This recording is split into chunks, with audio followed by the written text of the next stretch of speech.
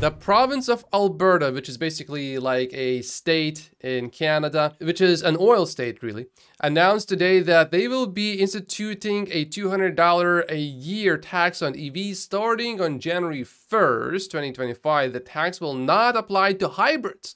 According to the government, the tax is being added because EVs don't pay fuel taxes, noting that EVs tend to be heavier than ICE cars and cause more wear and tear on the province's roads. I think they actually got a fair point here. The government estimates it will bring in $1 million in 2024 to 2025 period, growing to 8 million by 2026 to 2027. You know, on the surface, this does sound reasonable, but then I start thinking about it.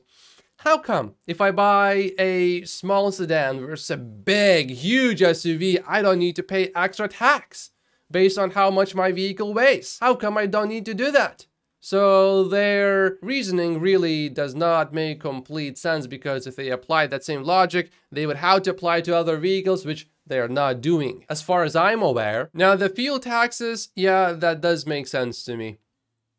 If you're not pumping gas, you're using electricity. Keep in mind, Alberta is a state that has a lot of oil, and they probably don't really see the EV transition as something that's good. Okay, we need the next generation superchargers to be built faster, because Tesla tells Ford EV owners to occupy multiple superchargers in order to be able to plug in, because the cables are too short. The main worry that I had about all of this was that you pull up in, let's say, a Ford Lightning and you take 2 spots, and Tesla thinks that only 1 spot has been taken, while in reality 2 spots have been taken. But it does seem, from what I'm reading here, Tesla itself in the app is telling you to take more than 1 spot, which I assume would then let Tesla know that 2 spots have been taken, even though only 1 supercharger is being really actually used. While this is certainly somewhat annoying if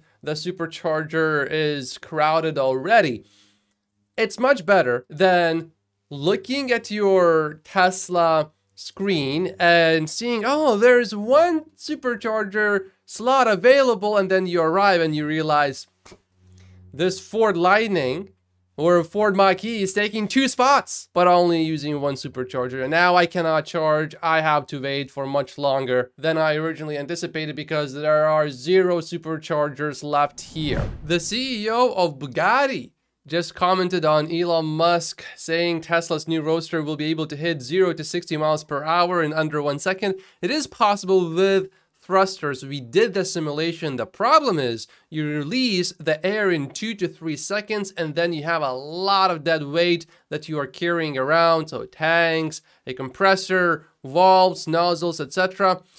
Same with fans. They just give you more grip, but you need something like 30,000 Newton meters on the wheels to accelerate below 1 second to 100 kilometers an hour, which means you need massive motors, inverters, gearboxes, drive shafts, etc. So thrusters are really the only way to go, he says, but they bring a lot of downsides as well. I think what I'm getting from this is that the Bugatti CEO says, well, I don't think we can do it, so we'll just criticize you for trying. And AJ commented on this in detail. Based on his calculations, he assumes that 100 kilograms or 200 pounds roughly of thrusters would be added to the vehicle, which would increase its weight by about 4%, and 4%, that's not much. Keeping in mind that EVs already are heavier than most vehicles.